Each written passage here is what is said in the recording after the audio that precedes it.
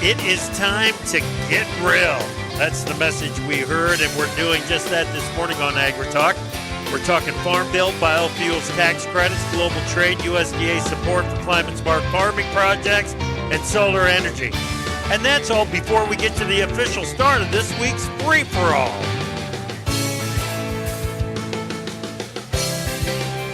Live, running the final laps of the week via Farm Journal Studios, this is AgriTalk. This morning we present an extended conversation with USDA Secretary Tom Vilsack.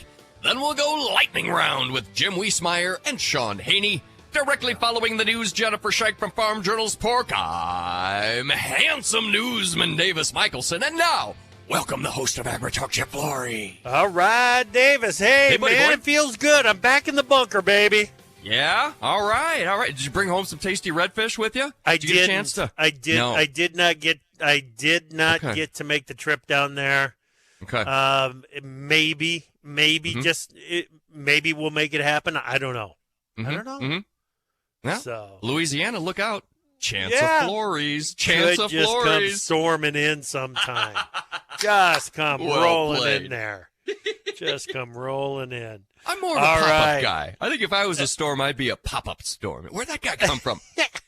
Where'd he go? That's me. I got a feeling I'd be a trainer. Ooh, You know, right at the Yeah. developing. I mean, like what Oklahoma Yep. had the other day. Just Oof. sit there and, Yep. just keep raining. Just take keep your raining. time. Yeah, This weather, dude, I know. is absolutely unbelievable. The I-90 in southwest Minnesota is closed. What? Yes. Closed. Because there's water running over the road. Oh, that my was as gosh. of 8 o'clock this morning. Okay? Wow.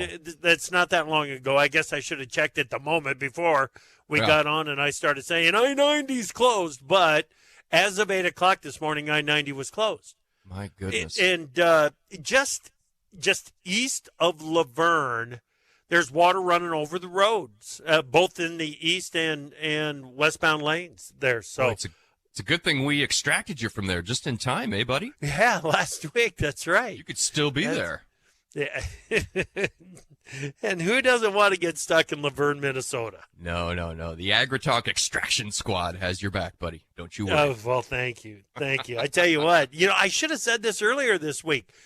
Big thank you to the guys at Professional Ag Marketing, Mike and Jeff, for coming over to the Rock Vet Clinic on last week for the Merck Day. That was fun. Yeah, it was Getting cool. to sit there and do the conversation with Mike and Jeff face to face. So, yeah, that was a lot of fun. All right. We've got the conversation with Secretary Vilsack coming up. We expected to get about 10 minutes of the Secretary's time, and we ended up with close to 25 minutes, and the conversation just kept going and going. And he was very frank about what he thinks about the progress on the Farm Bill and what the chairman need to do to make progress on the Farm Bill and to get the thing done. So really looking forward to bringing that conversation to you. Jim Wiesemeyer and I had that conversation with Secretary Vilsack yesterday. It's coming your way in the next 2 segments. Jim and Sean will be with us live at the end of the show for the final segment. All right, let's get to the news, man. Yeah, quickly, National Weather Service weather outlook. It's going to be hot. Midwest Ohio Valley, record hot temperatures expected over the mid-Atlantic as well. Heavy rain, flash flooding concerns across the upper Midwest today and the Great Lakes. Hello, South Bend on Saturday. Risk for flash flooding in the Four Corners region today. Heat building over much of the West heading into the weekend. Homeland Security Secretary Alejandro Mayorkas, in a newly released memo, said cyber attacks from China are a leading risk to U.S. critical infrastructure, saying, quote, attacks targeting infrastructure essential to protect, support, and sustain military forces and operations worldwide, or that may cause potential disruptions to the delivery of key goods or services to the American people must be our top priority. The Senate Appropriations Committee is expected to address the fiscal year 2025 agriculture and FDA and legislative branch appropriations measures starting the week of July 8. Despite a gap between Republicans and Dems on domestic versus defense spending, Committee Chair Patty Murray emphasized the need for increased defense spending to be matched by an equal rise in non-defense spending. The European Union may trigger a trade war if it continues to escalate tensions. China's Commerce Ministry said that, accusing the bloc of foul play during its anti-subsidy probe into Chinese electric vehicles. Man, here we go, a little tit for tat on the EVs again. Yeah, exactly. And China seems to be getting into these tiffs with everybody but Russia, Brazil, India, South Africa. Yeah. So be aware there. Well, dig this. Foreign direct investment into China fell for an 11th consecutive month in April to 58.5 billion won. That's the lowest monthly value since November. Direct investment from foreign entities is falling in China. The Philippines reportedly plans to build 17 new deep-water ports to enhance its supply chains for agricultural products and fertilizers, aiming to control food prices. Okay, that's great. However, Beijing is escalating tensions in the South China Sea, with the Chinese Coast Guard attacking vessels resupplying a Philippine military outpost using axes, knives, and spears. This is the first time China has used bladed weapons against Philippine sailors, increasing the risk of conflict with the U.S. allied Philippines. Man, coming at you with axes and knives? No. It sounded like a pirate attack. Yes, absolutely it did. Yep. Oh, crazy. I think we've got Jennifer. Should we hop over there now? I could go on. Yeah, let's hop over. Let's see if we've got her. Jennifer Scheich, editor, Farm Journal Sport. Good morning, Jennifer. Good morning. So let's talk about Africa and some of the opportunities that are there. Tell us about it. Well, it was an interesting topic that was discussed a lot during the World Pork Expo this year, because there is so much opportunity for us to grow our pork export markets in Africa. And, we've just been stifled because of our challenges with the African Growth and Opportunity Act, where we are doing what we're supposed to be doing, but essentially my take is they're not necessarily extending us the reciprocal access that the U.S. deserves. And so they are buying pork, and they're bringing in pork to their country, but it's not coming from us. And we believe that if we can get better access into that market, we're going to be able to sell them more pork and be able to provide that safe, reasonably priced pork that their country is looking for right now. But we've just got some challenges market access-wise that MPPC is working very hard to overcome. Yeah. Yeah, and the economic growth that we are seeing in it's several African countries, but South Africa and Nigeria in particular, they're they're going to be spending more and more money on food as time goes on. We need to be part of that market. Right. And I think the other thing that comes to my mind too is right now they're importing a lot of their pork from the European Union, but we know things are changing there, and their supply is not going to be the same. So, they're going to have some shortfalls logistically that I think the U.S. can fill. But again, we've got to be able to get access in there. And so that's why, it's just so important for us to keep opening up those market opportunities. Yeah. Excellent. Excellent. All right, Jennifer, we're going to continue to watch that market hopefully develop as time goes on. Thank you so much. That's Jennifer Scheich, editor of the Farm Journal Pork.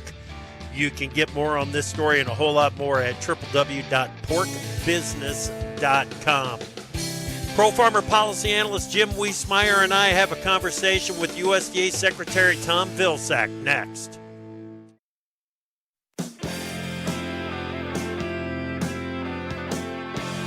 When news breaks, the newsmakers talk about it on AgriTalk with Chip Flory.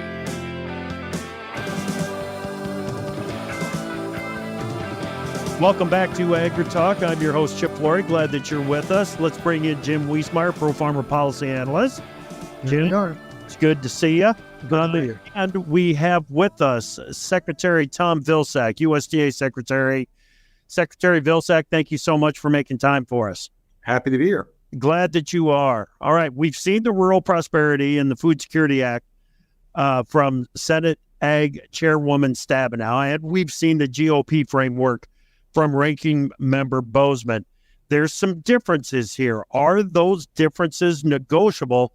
And please start with the Title I on this one. Look, I don't think we're close to getting a farm bill done until the folks who are negotiating the farm bill are realistic about what's doable within a constrained resource environment. The Republican proposal, whether it's the House version or the Senate version, essentially requires a significant amount of additional money coming into the farm bill in order to pay for all of the various promises that have been made, from reference prices to crop insurance premium assistance to all the other proposals that are contained in those bills. It can amount to over $50 billion of additional resources that have to be identified within the existing farm bill or new money coming in. The reality is they just don't have that. First of all, they're taking resources from nutrition assistance, which is a red line for Democrats. They're also essentially playing some fairly fast and loose with the amount of savings from reducing my ability and future secretary's ability to use the CCC. The Congressional Budget Office, we believe, is probably going to score that about $8 billion of savings. They need $53 billion to be able to make it work. So at the end of the day, if we're really serious about getting a farm bill done, I think we have to lower people's expectations, and we have to really take a look at what is absolutely necessary in order to provide help and assistance to farm country. We're not there yet. I think Senator Stabenow's approach is more realistic and more reasonable. She's identified additional resources outside of the farm bill that Senator Schumer has promised would be available. So she's identified some real money to put into the farm bill. I think there's serious concerns on the House side, and I think that's a problem. Yeah, Jim, you've been studying the CBO score on the farm bill quite a bit. Does what Secretary Vilsack is saying make sense to you? Yeah, he's in line. I think CBO actually increased the CCC savings a little beyond $8 billion. But you're right, Mr. Secretary, they are considerably below the projected funding that they need. My question is there any give in this area from both ends, from both quarters, on sensitive issues?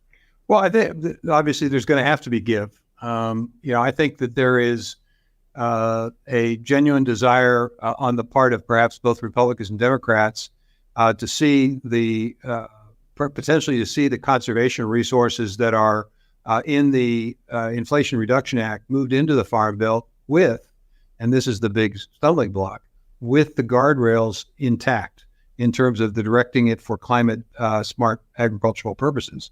If you take the guardrails out, then I think then you lose Democratic support for moving that into the baseline. And so I think there's an opportunity there for conversation. I think there's an opportunity to creatively use the CCC in a way that actually does provide some additional resources or capacity, but I don't think it's anywhere near $53 billion. Right.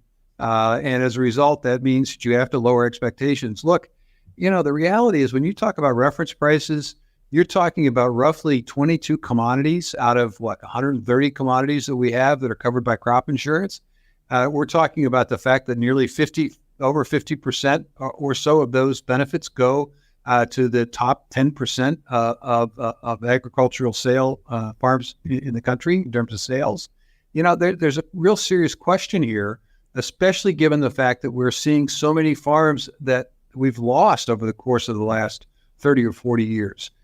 Can we continue to sustain the number of farms we've lost? It's 544,970 farms since 1981.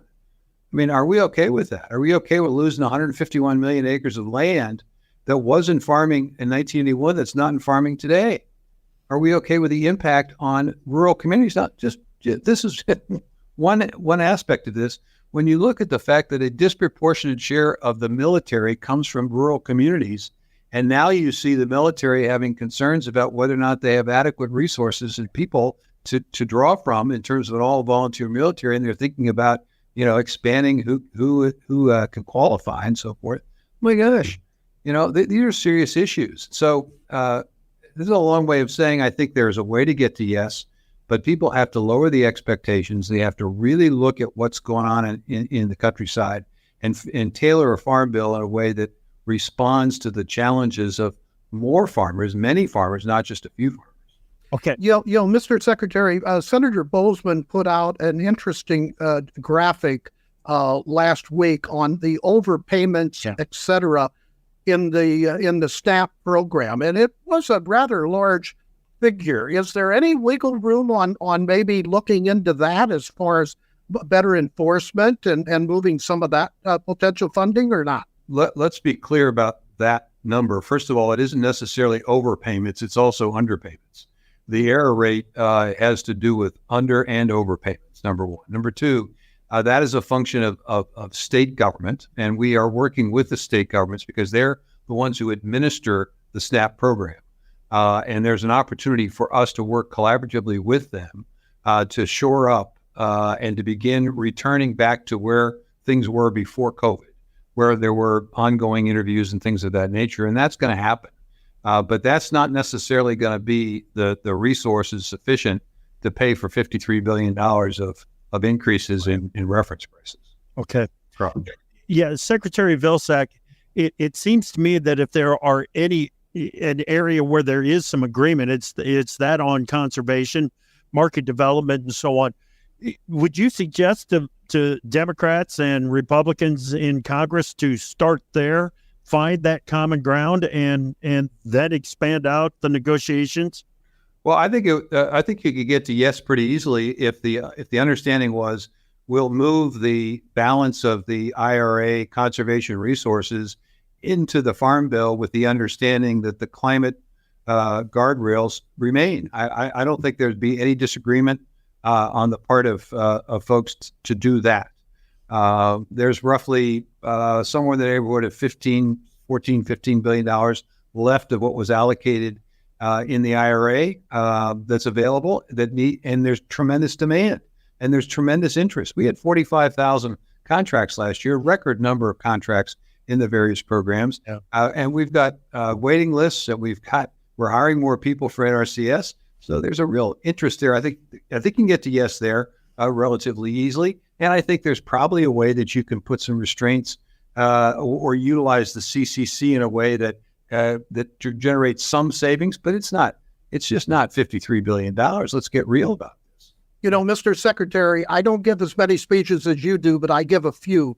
I keep hearing farmers really like when you told them earlier that this biofuels area climate change could be the next revenue stream for agriculture.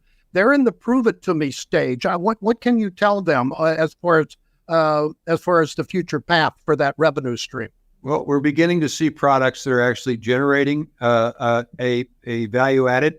I use the rice product that was produced by Louisiana and Arkansas rice producers, getting a premium for having been producing climate smart.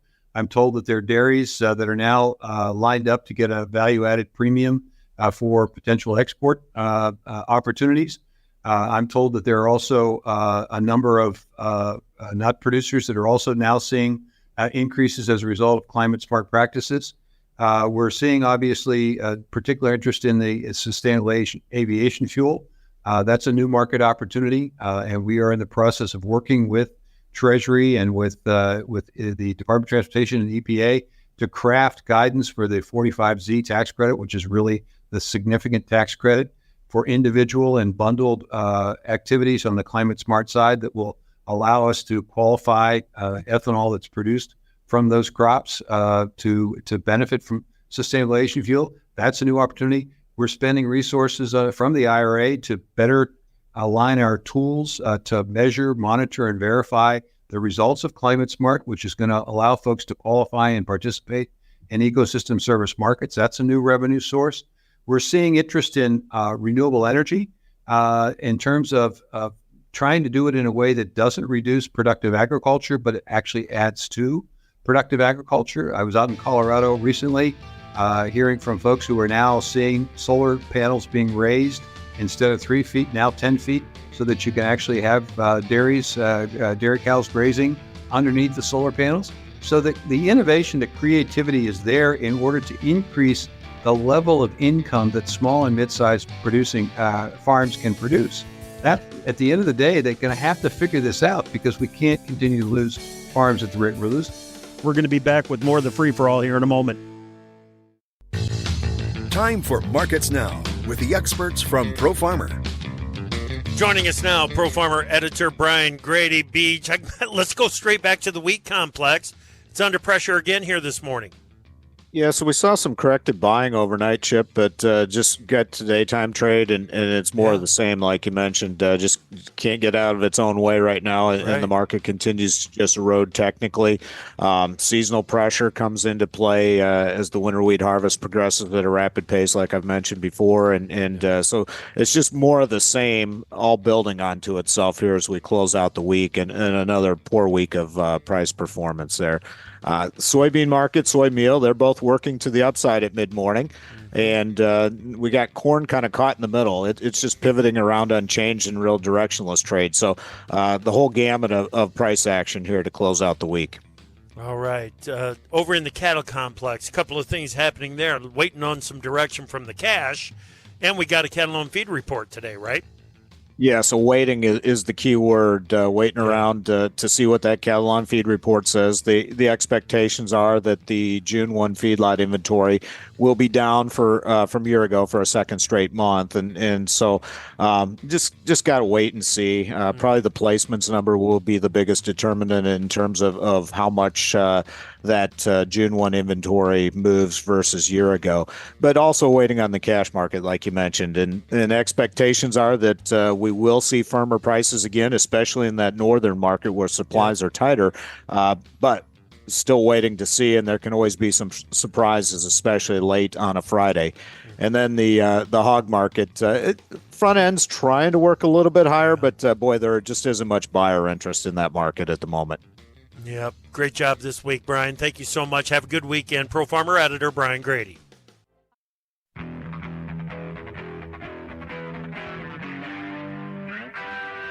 Opinions expressed on AgriTalk do not necessarily reflect the views of Farm Journal Broadcasting, affiliate stations, or sponsors.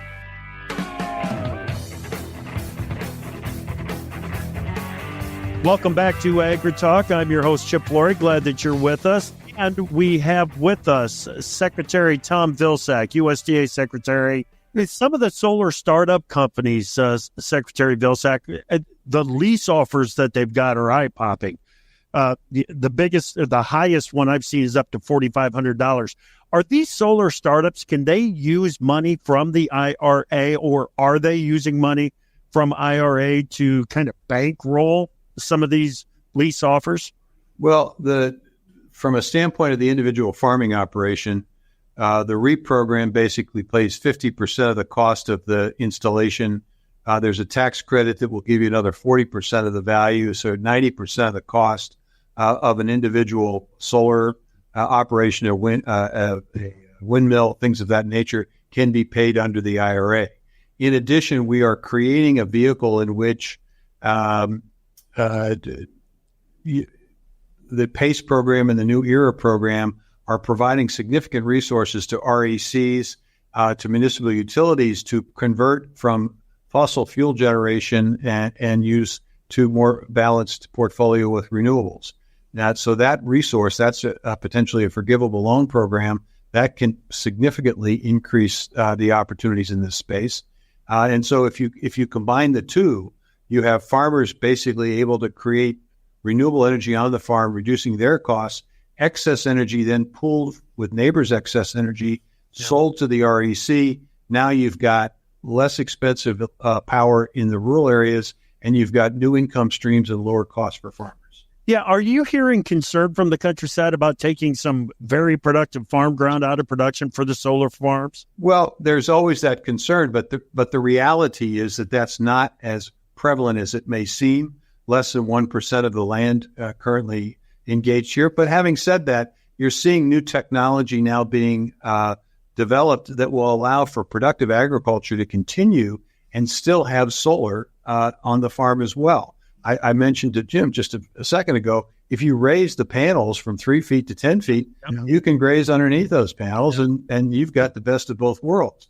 That get an agricultural tax exemption in some states as well, right? So it's the best of both worlds. And And essentially, it's the kind of innovation that we really need to focus on if we're going to be in a situation where small and mid-sized operations have a shot at staying in business. I mean, I don't want to get to the point, I don't think you do either. I'm pretty sure none of your listeners or viewers want to get to a point where we got a half a dozen farms in every county. Right. It's just not, that's not good for anybody. No, gotcha. I've got a question. You mentioned the ethanol. Brazil maintained that 18% tariff on imports of U.S. ethanol. Should there be an official retaliation against that, or what do we do to offset that? Well, I think we just continue. There's been ongoing conversations and negotiations with the Brazilians on a wide range of issues. And I think we still need to continue knocking at the door. And obviously they want stuff from us. And the reality is the way this thing works, you don't get from us unless you give to us. That's why they call it trade.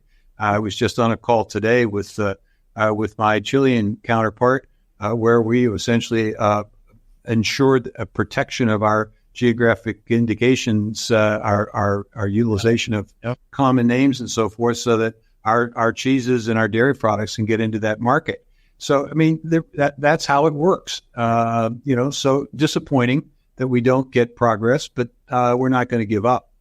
Okay. On the GMO corn issue with Mexico, we have the lawyers from the two countries meeting, I know, pretty soon. Are you still optimistic that this can be rectified?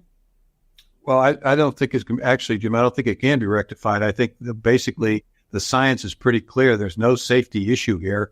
Nobody's at risk from GMO corn. And it's fairly clear that it's not a science-based decision by the Mexican government. Our hope is that with a new administration, maybe there's a change of heart and a change of attitude about this.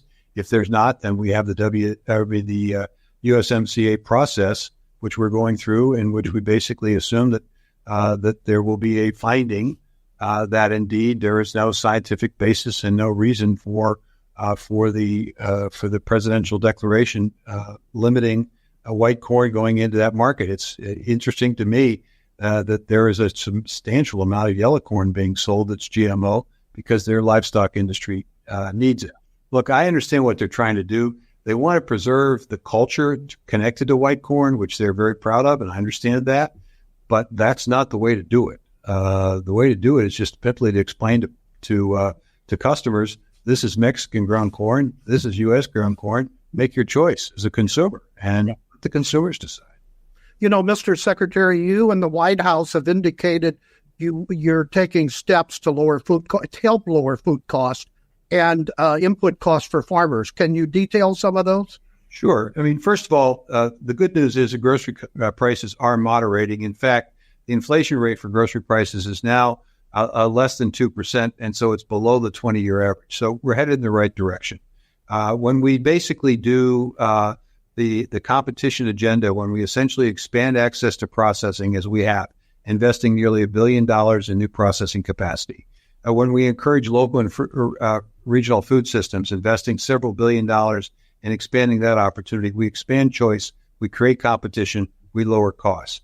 When we put resources from the CCC behind now over 50 projects designed to produce more fertilizer here in the U.S., designed to provide alternatives to fertilizer, designed to enable farmers to have a better opportunity to use the fertilizer they have more efficiently, you see fertilizer costs now moderating.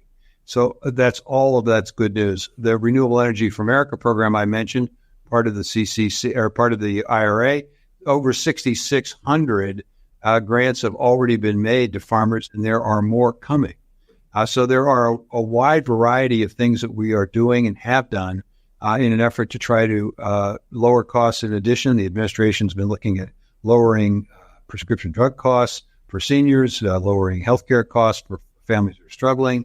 E15, expanding E15 use. That's 25 cents a gallon in many states. Yeah. That's bringing the cost of transportation down. So it's a combination of all these things that you're seeing that inflation rate moderate over time. And I will tell you, if you look at this economy and you compare it to the economies any place else in the world, the question is, what other economy would you rather have than the one we have with record job growth and inflation coming down? Mr. Secretary, Chip has lost 30 pounds. I have lost 10 pounds. honestly, this is the best I've seen you look. Are you losing as well? Are you working out like we are? You're well, I'm pretty sure I'm not working out the way you are.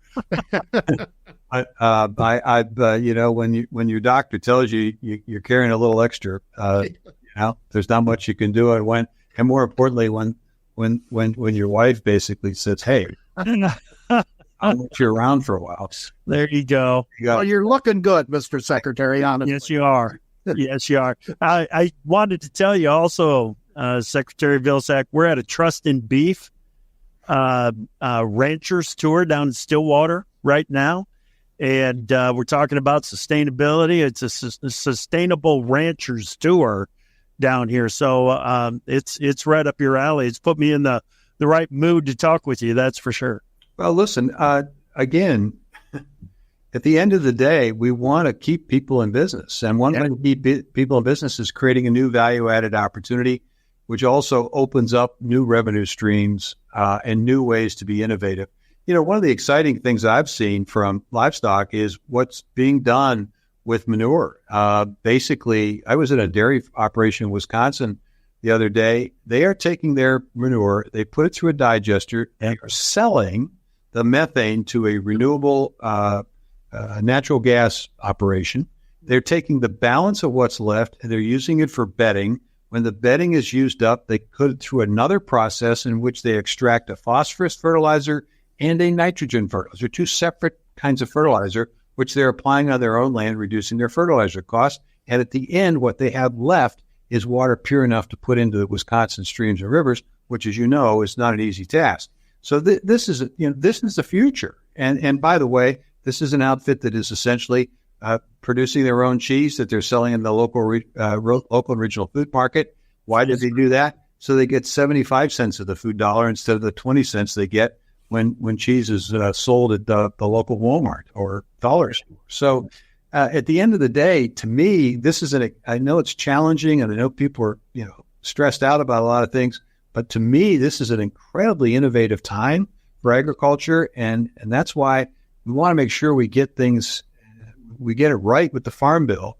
And we also set up the table for future Farm Bills so that we can maintain more income streams for the farmers. If I could have just 30 more seconds of your time here, I just want to ask you one last thing.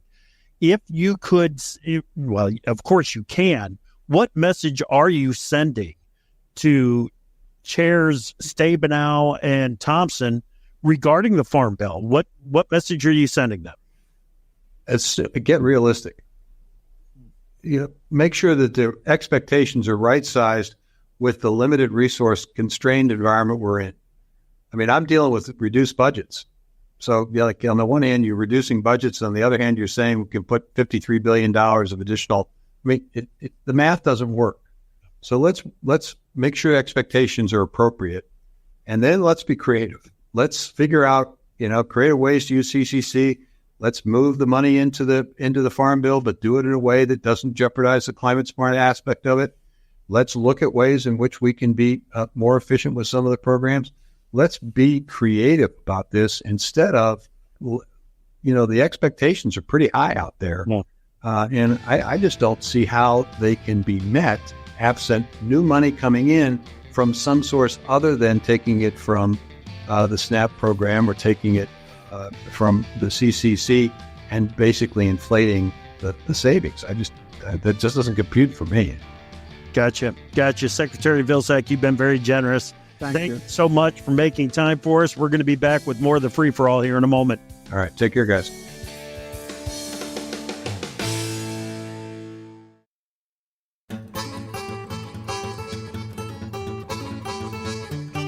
I don't know what you're thinking. So call us at 855-4-TALK-AG and tell us what's on your mind. All right, we've got an abbreviated rapid-fire free-for-all coming your way right now. Pro Farmer Policy Analyst Jim Wiesemeyer. How you doing, Jim? Here and Adam, Chip. Yeah, fun interview with Secretary Vilsack yesterday. It was. It shows again, well, his experience, as you well know, Chip, but yeah. He's quite articulate and succinct, and boy, does he know the issues. Yeah, he certainly does. Sean Haney, Real Agriculture, Real Ag Radio. Hey, Sean. Hey, great to be here, Chip. Yeah, man. Did any thoughts, reactions? I mean, he was very straightforward when he says, "Listen, Chair Stabenow, Chair Thompson, you got to get real in your approach here." Yeah, so felt like a little bit of a realistic tone to him. As I listened to it, what I sort of thought of is we are, where is this additional money going to come from? And we continue to have this farmer-friendly version, these two versions that are out there. It's almost like something to campaign off of, right? Like, hey, we want to have a farm bill, and we got a farmer-friendly version.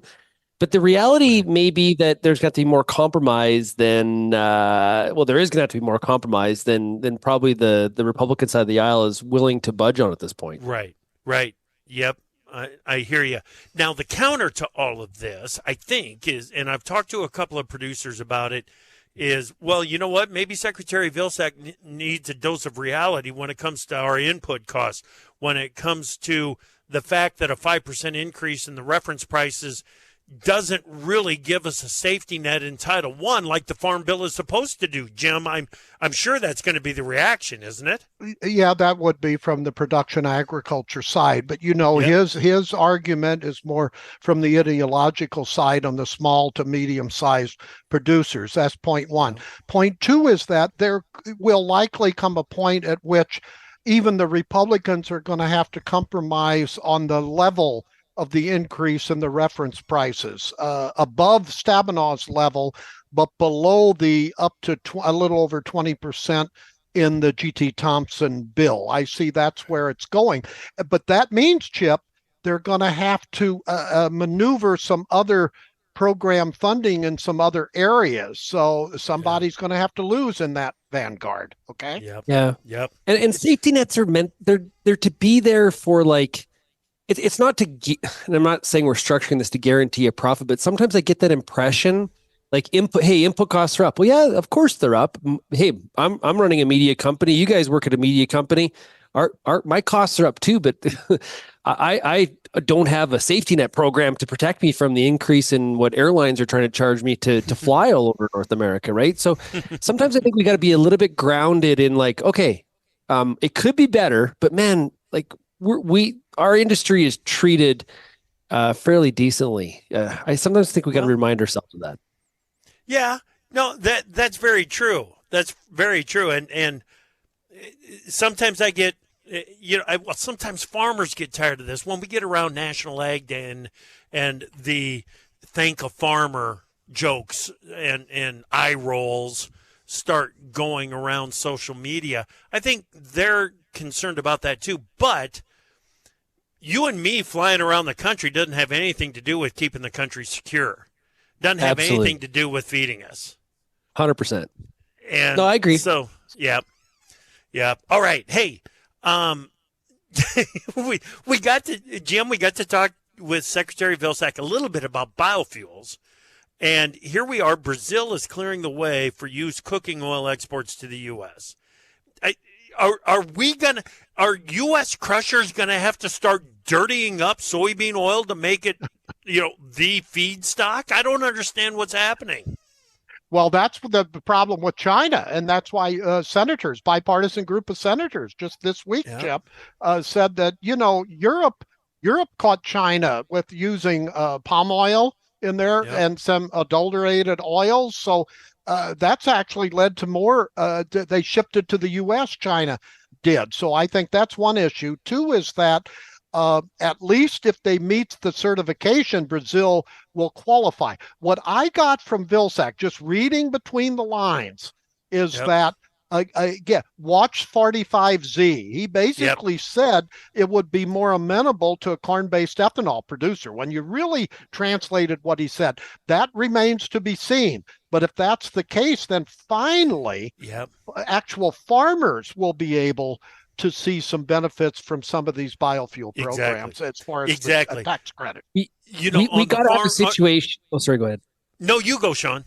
Well, I was just going to say, we have to have a situation here where domestic produced soybeans and corn is a huge part of things like SAF. And if if a majority of it's gonna come from UCO from China or from Brazil, that is ultimately a fail when it comes to the development of these programs.